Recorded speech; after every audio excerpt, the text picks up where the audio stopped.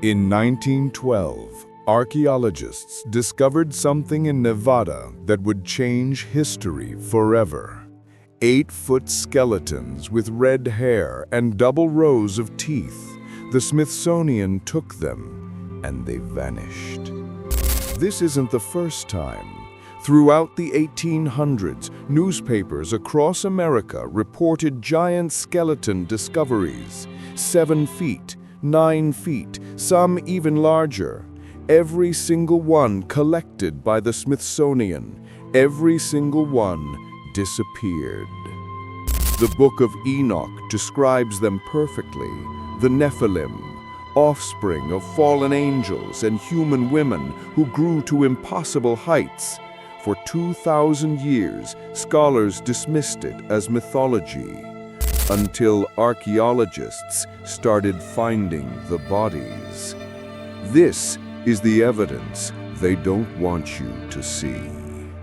The Smithsonian Institution has been accused of systematically destroying evidence of giant humans for 150 years. Let me show you why this isn't a conspiracy theory. It's documented fact. Between 1850 and 1920, over 1,500 newspaper articles reported giant skeleton discoveries across North America. The New York Times, 1885. Mound builders' remains found in Ohio. Skeleton measures 8 feet 9 inches.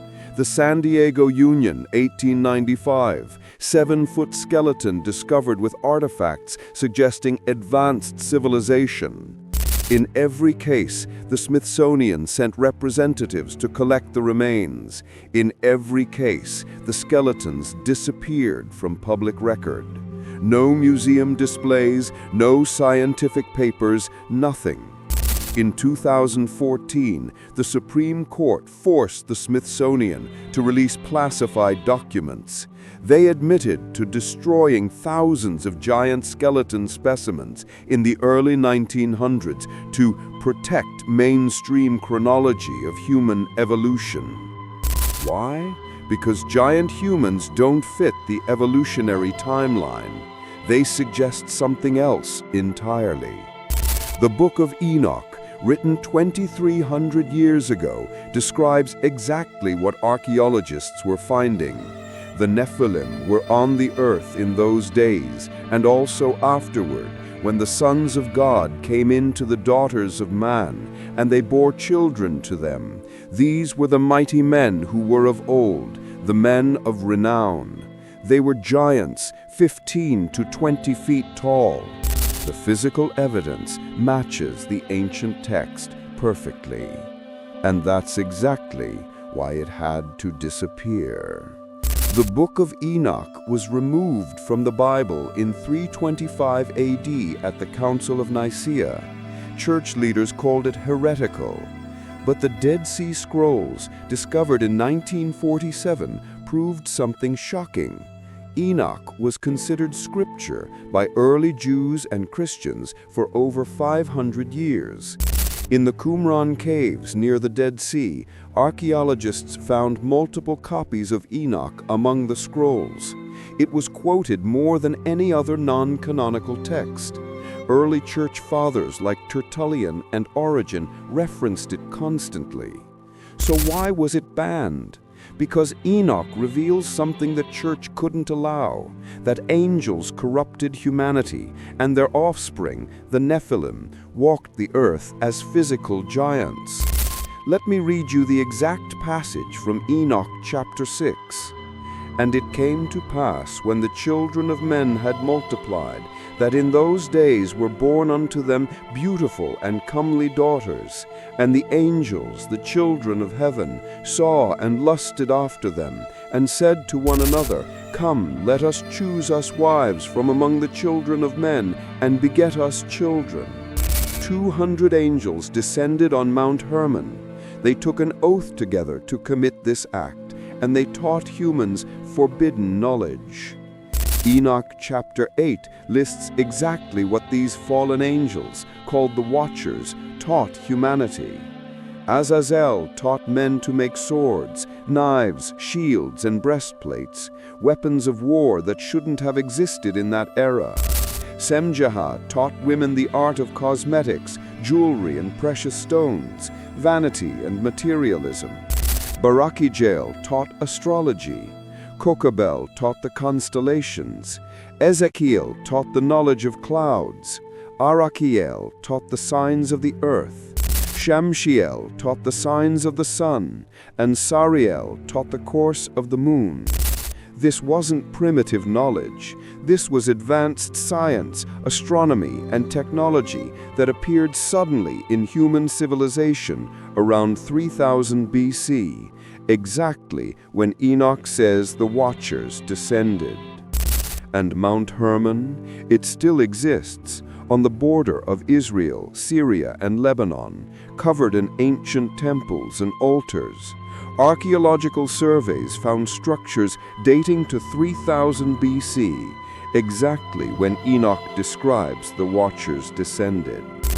The location matches, the timeline matches, and the offspring of these unions, the Nephilim, left physical evidence across the globe.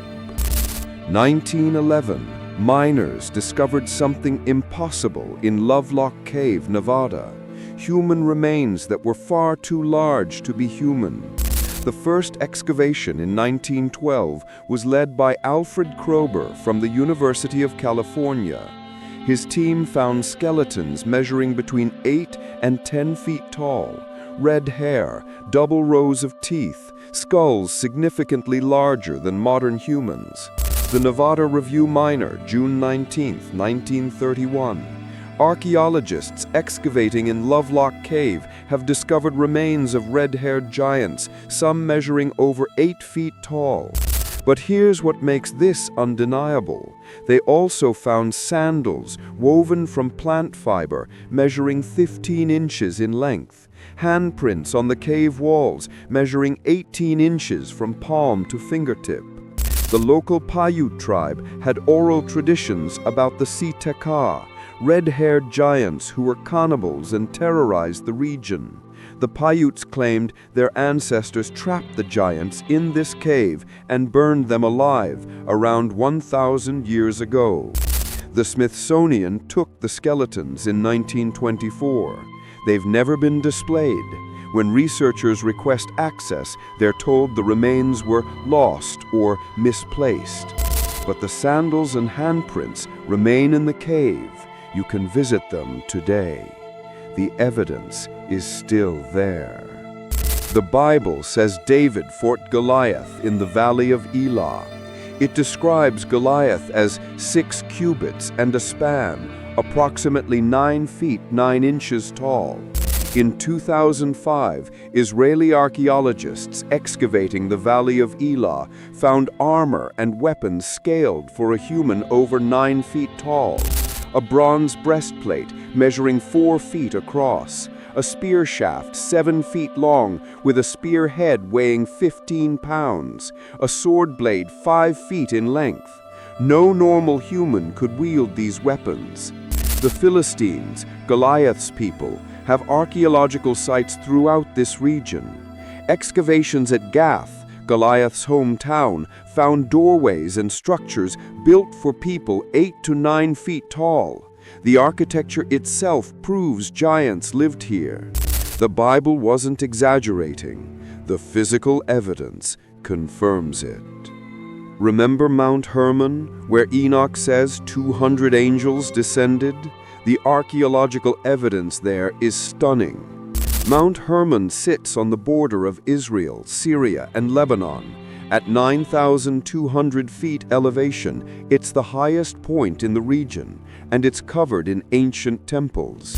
In 1869, British archaeologist Charles Warren surveyed the summit and found a massive stone circle, 150 feet in diameter, made of stones weighing several tons each. No modern equipment, no explanation for how they were moved to that elevation.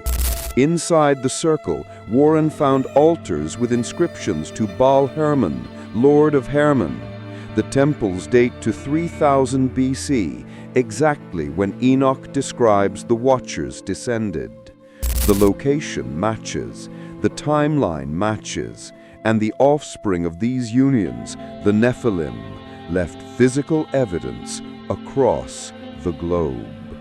Ireland, 1895. The British Strand magazine reported a giant skeleton discovered during railway construction. The remains measured 12 feet 2 inches. Wisconsin, 1912. The New York Times reported the discovery of 18 giant skeletons near Lake Delavan, heights ranging from 7.6 to 10 feet. But here's what makes this undeniable. They had double rows of teeth and 6 fingers on each hand. The New York Times, May 4, 1912. The heads are much larger than those of present-day humans, and the jaws are prognathous, jutting forward. The teeth are double-rowed. Ohio, 1894. Near the famous Serpent Mound, archaeologists discovered multiple skeletons over 8 feet tall. The Smithsonian took them. They vanished. Arizona, 1909. The Arizona Gazette reported the most shocking discovery of all. Explorer G.E. Kincaid claimed to find a massive cave system in the Grand Canyon containing Egyptian artifacts and mummified remains of giants. The article describes the chief discovery was a room containing hundreds of mummies, all wrapped in dark linen. Some of the mummies are covered with clay, and all are wrapped in bark fabric. The heads are much larger than normal. The Smithsonian immediately sealed the cave. When researchers tried to investigate, they were told no such discovery exists. But the newspaper article is real, the explorer was real, and the Grand Canyon has thousands of unexplored caves. Ecuador, 1964. Father Carlos Vaca discovered bones in a cave system suggesting humans over 20 feet tall, a femur measuring 4 feet in length. British anthropologist Russell Dement examined the bones and confirmed they were human. Argentina, 1520. Explorer Ferdinand Magellan's crew reported encountering giants in Patagonia, humans standing 9 to 10 feet tall. Multiple Spanish explorers confirmed these reports over the next 200 years. The pattern is undeniable. Every continent, every culture, the same story. The Bible doesn't just mention Goliath, it names multiple giant tribes and gives specific details about their size and locations. Numbers chapter 13, verses 32 through 33. When Moses sent spies into Canaan, they reported, "We saw the Nephilim there, the descendants of Anak come from the Nephilim. We seemed like grasshoppers in our own eyes, and they looked the same to us."